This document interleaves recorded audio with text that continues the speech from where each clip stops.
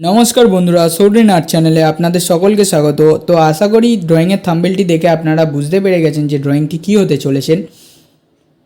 চ্যানেলে যদি নতুন হয়ে থাকেন চ্যানেলটি সাবস্ক্রাইব করে দেবেন এবং বেল নোটিফিকেশানটি অন করে দেবেন। তো চলুন বেশি না দেরি করে ড্রয়িংটি শুরু করা যাক।